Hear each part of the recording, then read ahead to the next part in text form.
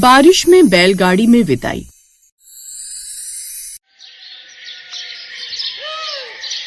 नूरपुर गांव में नितिका अपने माता पिता और भाई भाभी के साथ रहती थी। नितिका अभी कॉलेज में पढ़ाई कर रही थी, जहां उसे अर्जुन नाम के लड़के से प्यार हो जाता है। लेकिन अर्जुन का कॉलेज खत्म होने वाला था, इसलिए उसकी माँ उसके लिए लड़की देखना शुरू कर देती है। लेकिन अर्जुन इसके लिए तैयार नहीं था। नितिका को भी कुछ समझ नहीं आ रहा था कि आखिर क्या किया जाए, इसलिए एक दिन वो अपनी भाभी के कमरे में जाती है। भाभी, बहुत अर्जेंट काम है, जल्दी चलो। नितिका जबरदस्ती प्रियंका को अपने साथ कॉलेज ले जाती है।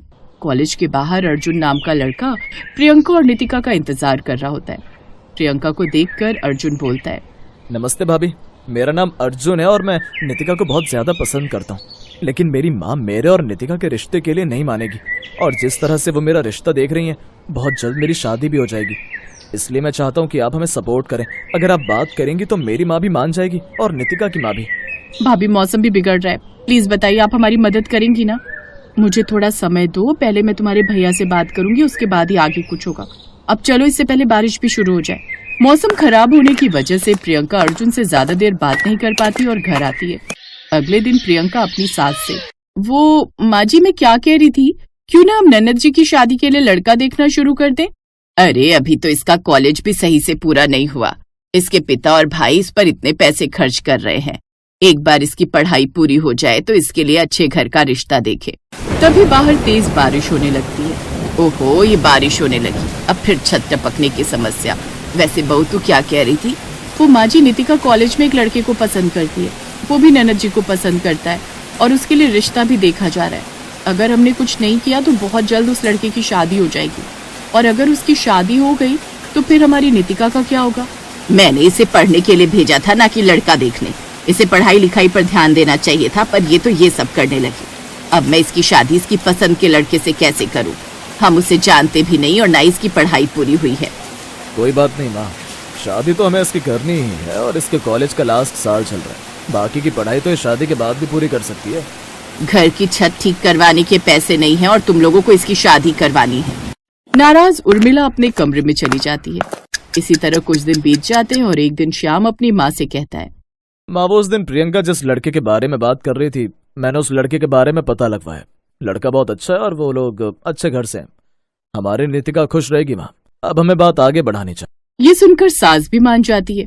उधर अर्जुन भी नितिका के बारे में अपने घर में सबको बताता है और सबको मना लेता है, और बहुत जल्द वो अपनी फैमिली के साथ नितिका के घर अपनी गाड़ी से रिश्ता लेकर आता है। क्योंकि बारिश का मौसम था, इसीलिए बारिश भी होने लगती है। अच्छा, रिश्ता तो पक्का हुआ, अब हमें चलना चाहिए। बाहर बारिश बहुत तेज हो रही है। सब बात पक्की हो जाती है। न जाने कैसे होगा सब इतनी जल्दी। शादी को अभी 1 महीना है। इस 1 महीने में हम थोड़े पैसे तो जमा कर ही सकते हैं। मैं पड़ोस के लोगों से बात कर लूंगी। शादी वाले दिन उनके घर के बाहर खाने का इंतजाम हो जाएगा। बाकी आप कुछ पैसे उधार ले लेना और उससे भी बारिश से बचने के लिए कोई जुगाड़ कर लेंगे, ताकि बारिश की वजह से नितिका की शादी में कोई अड़चन न आए। अगले ही दिन पैसे लेने के लिए श्याम अपने रिश्तेदार और दोस्त यार के घर जाते हैं, पर कोई भी पैसे से उनकी मदद नहीं करता और बड़ी मुश्किल से वो लोग 30,000 ही जमा कर पाते हैं। इन पैसों में शादी कैसे होगी? ऊपर से बारिश का मौसम रहता है। कोई बात नहीं पापा जी, मेरे पास मेरी माँ का दिया हुआ कड़ा है, मैं उसे बेचकर शादी के बाकी के इंतजाम कर लूंगी। इतना बोलकर अगले ही दिन प्रियंका सास के साथ दुकान जाती है और वहाँ से अपने कड़े बेचकर घर आती है। देखते ही देखते शादी का दिन नजदीक आ जाता है और शादी से कुछ दिन पहले, आप इस छत की मरम्मत कर लीजिए, अभी ज्यादा जगह से छत नहीं टपक रही है। अगर छत की मरम्मत हो जाएगी तो बारिश में परेशानी नहीं होगी। भाभी सही कह रही हैं, परसों ही मेरी हल्दी और बाहर जैसा मौसम है, मुझे डर है कहीं बारिश ना हो जाए। आपको पता है भाभी, मैंने अर्जुन को बोल दिया है कि मुझे अपनी विदाई कुछ अलग करनी है। मतलब गाड़ी में तो सभी जाते हैं, तो मुझे लेने ना कुछ अलग तरीके से आए। पगली कहीं की। अब वो लोग छत की मरम्मत करते हैं। देखते ही देखते हल्दी का दिन आ जाता है। प्रियंका हल्दी का सारा अरेंजमेंट घर के बाहर त्रिपाल लगाकर करती है, साथ ही घर में खाने का इंतजाम करती है। घर के बाहर त्रिपाल के नीचे बैठकर हल्दी की रस्म शुरू होती है। ऐसे ही शादी का दिन आ जाता है। कुछ ही देर में बारात आ जाती है और दूल्हा आता है बैलगाड़ी पर। है, सुना था लड़के वाले बड़े अमीर हैं, लेकिन ये तो दुल्हनिया लेने बैलगाड़ी पर आया है, वो भी आंखों में काला चश्मा लगाकर। इन बड़े लोगों के चोचले अलग होते हैं। प्रियंका सभी मेहमानों को अपने घर और कुछ को आंगन में बिठाती है। फिर हल्की बूंदाबांदी शुरू होती जाती है। कुछ देर बाद जब विदाई होती है तो बारिश बढ़ जाती है। अर्जुन और नितिका बैलगाड़ी में बैठने लगते हैं। ऐसी बारिश में बैलगाड़ी में कैसे जाओगे? अर्जुन बेटा, बहू को लेकर गाड़ी में आ जाओ। नहीं माँ जी, इसके लिए मैंने ही अर्जुन से कहा था। वो क्या है ना, मुझे अपनी विदाई कुछ अलग तरह की चाहिए। हम तो बैलगाड़ी में ही जाएंगे। हाँ माँ, आप चलो और चलकर अपनी बहू के स्वागत की तैयारी करो। तब तक मैं आता हूँ आपकी बहू को बैलगाड़ी में लेकर। ओफो, अच्छा ठीक है, जैसी तुम्हारी मर्जी। सांस लेता गाड़ी में चली जाती है और अब नितिका की विदाई बैलगाड़ी में हो जाती है और वो खुशी खुशी बारिश में बैलगाड़ी में बैठकर अर्जुन के साथ विदा हो जाती है।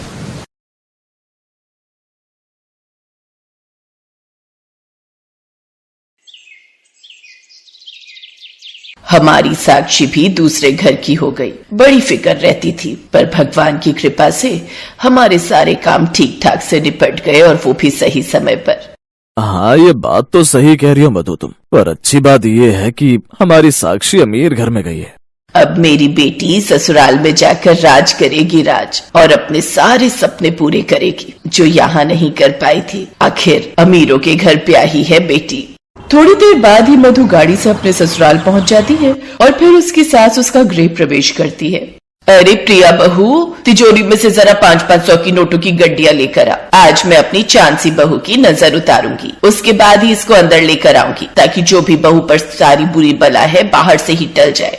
प्रिया अपनी सास के कहने पर तिजोरी से 500-500 की गड्डियां लेकर आती है और अपनी बहू की नजर उतार कर बाहर खड़े भिखारियों में बांट देती है। इतने सारे पैसे तो हमारे पूरे गांव में सबके पास मिलाकर भी नहीं होंगे जितने अकेले यही हैं। साक्षी, अब तो तू सचमुच की रानी बन जाएगी। अब आएगा मजा। इतने बड़े अमीर घर में शादी हुई है, अब तो मैं अपने सारे शौक पूरे करूंगी। कुल्लू मनाली, होनालुलु हर जगह जाऊंगी, महंगी महंगी ड्रेस पहनूंगी, बड़े बड़े रेस्टोरेंट जाऊंगी। वाह वाह वाह, सोच कर ही मजा आ गया। साक्षी बहू किस सोच में डूब गई। आओ गृह प्रवेश करो, मुहूर्त निकला जा रहा है। वो घर के अंदर आती है तो इतना बड़ा ससुराल देखकर हैरान रह जाती है। फिर जब अपने कमरे में जाती है तो उसका कमरा इतना बड़ा था जितना उसके मायके का पूरा घर भी नहीं था। फिर अगली सुबह उसकी पहली रसोई पर उसकी सास रसोई में आती है और बोलती है, अरे छोटी बहू, तुम इतनी जल्दी उठ गई? जी माँ जी, वो आज पहली रसोई की रस्म है ना, और मुझे घर में इतनी जल्दी उठने की आदत भी है। अच्छा अच्छा, जीती रह बहू। अब तुझे जो भी सामान चाहिए होगा अपनी जेठानी से मांग लेना, और जो भी तुझे अच्छा सा बनाना आता है वो बना कर ले आ। कुछ समय बाद साक्षी सबके लिए खाना टेबल पर लगा देती है। साक्षी की सब लोग बहुत तारीफ करते हैं। फिर साक्षी मन ही मन सोचती है, अब तो बस माँ जी मुझे हीरो का बड़ा सा हार मेरी पहली रसोई में गिफ्ट कर दो। खाना खाने के बाद रानी अंदर अपनी अलमारी की चाबी लेकर जाती है, लेकिन कुछ देर बाद शकुन के 51 रुपए लेकर बाहर आती है। बहू, ये तुम्हारी पहली रसोई का नेक है। तभी साक्षी का ससुर देव कहता है, अरे रानी, कुछ अच्छा नेक दो, बहू की आज पहली रसोई है। सास प्यार से जो बहू को दे दे वो रख लेना चाहिए। साक्षी इतने से पैसे देखकर थोड़ी मायूस तो हुई थी, पर वो किसी से कुछ नहीं बोलती। इस वक्त तो ऐसा लग रहा है जैसे किसी ने ऊपर से नीचे की ओर जोर से पटक कर मारा हो। साक्षी को कुछ समझ नहीं आता कि उसकी सास ने ऐसा क्यों किया। फिर एक दिन साक्षी अपने कमरे की बालकनी में खड़ी होती है, तभी नीचे की तरफ अपनी सास को देखती है। ए कबाड़ी वाले, 20 रुपए और दे। ये कबाड़ा पूरे 100 रुपए का है और तू 80 रुपए देकर कहाँ जा रहा है? हाँ। ऊपर अपने कमरे से बाहर ये सब देख साक्षी को बड़ा अजीब लगता है। ये माँ जी क्या कर रही हैं? इतने से पैसों के लिए लड़ रही हैं। मुझे तो लगा था मेरी सास कोई बड़ी महारानी जैसी है, फिर ये 10-20 के लिए इतना क्यों लड़ रही है? तभी उसके कमरे में प्रिया आ जाती है। साक्षी देखो, हमारा ससुराल बाहर से कितना भी अमीर हो, लेकिन सच तो ये है कि अंदर से ये एकदम खोखला है, खोखला। मैं कुछ समझी नहीं जेठानी जी। मेरी जब शादी हुई थी, मेरे घर वालों ने यही सोचकर मेरी शादी इतने बड़े घर में करवाई थी कि हमारी बेटी इतने बड़े अमीर घर में जाकर राज करेगी राज। लेकिन असलियत तो मुझे यहाँ आकर पता चली। यहाँ आते ही एक नौकरानी थी, उसकी भी छुट्टी कर दी। तब से सुबह से शाम तक सारा दिन नौकरों की तरह काम करवाते हैं। उनकी जेब से 10 का नोट निकलना भी बड़ी बात है। तो जो उन्होंने मेरे गृह प्रवेश के वक्त नोट बांटे थे वो सब तो उन भिखारियों को और आस पड़ोस के लोगों को दिखाने के लिए उन्होंने नकली 500 के नोट बांट दिए थे। और जब सुबह वो भिखारी बाहर इस बारे में बात करने आए तो माँ जी ने उल्टा उन्हीं पर झूठा इल्जाम लगा दिया। क्या बात कर रही हो जेठानी जी? इसका मतलब अपनी सास तो वो बहुत बड़ी फिल्म है। जी देवरानी जी। ये सुनकर तो साक्षी का दिल ही टूट गया। प्रिया वहां से चली जाती है। ये तो मेरा पोपट बन गया। सोचा था अपनी सास को अच्छे से लूटूंगी, लेकिन उन्होंने तो मेरे सारे अरमानों पर पानी फेर दिया। साक्षी को अपनी सास की कंजूसी पर बिल्कुल भी यकीन नहीं हो रहा।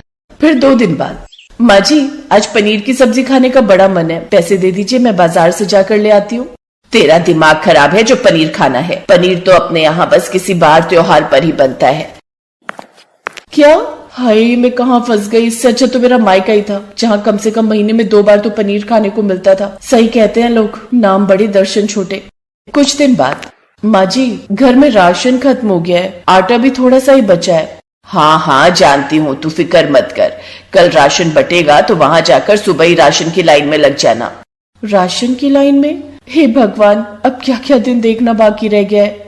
वहीं दूसरी तरफ साक्षी की माँ ये सोचकर बड़ी खुश थी कि उसकी बेटी को अब एक बड़ा अमीर घर मिल गया है। वो आस पड़ोस में बड़ी शान से सबको इस बारे में बताती है। मेरी बेटी साक्षी तो राज करती होगी अपने ससुराल में। जानती है, उसके बापू बता रहे थे कि उसका तो घर इतना बड़ा है कि कोई उसके अंदर गुम हो जाए, और जब घर इतना बड़ा है तो खूब नौकर चाकर भी होंगे। क्या सच में बहन? हाँ बहन, मैं 2 दिन बाद अपनी बेटी से मिलने उसके महल जैसे ससुराल जाऊंगी, उसकी ठाट बाट देखने। अपनी सास की कंजूसी को देखकर घर के सभी लोग परेशान थे, और घर के सभी आदमी जो कुछ भी कमाते थे वो रानी अपने हाथों में ले लेती थी। और जब वो अपने खर्चे के लिए पैसे मांगते तो रानी उनको पैसे देने से मना कर देती। अब रानी की इस कंजूसी से सारा घर परेशान हो गया। सुबह से शाम तक इतने बड़े ससुराल में सफाई करके, सबके कपड़े धोकर, खाना बनाकर दोनों बहुओं की हालत बहुरानी से ज्यादा नौकरानी जैसी हो गई थी। एक रोज साक्षी के माता पिता उसके घर आते हैं तो पुरानी सी साड़ी में कमजोर और बीमार सी दिखने वाली अपनी बेटी की हालत देखकर घबरा जाते हैं। ये क्या मेरी बच्ची, तेरी ऐसी हालत? माँ बाप को देखकर साक्षी के मन में छुपा सारा दुख बाहर आ जाता है। माँ मुझे यहाँ से ले चलो, माँ मुझे यहाँ नहीं रहना। माँ मेरी सास बहुत कंजूस है, ठीक से खाना और ओढ़ने को कपड़े तक नहीं देती। 100-200 रुपए के लिए भी भीख मांगनी पड़ती है। क्या क्या सोचकर हमने अपनी बेटी की शादी इस घर में की थी कि अमीरों के यहाँ ब्याही है, बेटी राज कर रही होगी। वो तो अगर हम दिल्ली की एक शादी में ना आते तो हमें तो पता ही नहीं चलता कि हमारी बेटी के साथ क्या हो रहा है। ठहरो साक्षी, तुम अकेले नहीं जाओगी, अब मैं भी ये घर छोड़कर चली जाऊंगी। उन सब की बातें सुनकर रानी को अब अपनी गलती का एहसास होता है और वो उन सब से माफी मांगती है। आज के बाद मैं अपनी कंजूसी की आदत पूरी तरह छोड़ दूंगी, लेकिन मेरे घर की लक्ष्मियों, तुम दोनों ये घर छोड़कर मत जाओ। दोनों बहुएं अब अपना फैसला बदल लेती हैं। उस दिन के बाद सास घर में 2-2 नौकरानी रख लेती है, साथ ही अपनी कंजूसी की आदत सदा सदा के लिए छोड़ देती है, जिससे दोनों बहुएं अब ससुराल में काफी खुश थी।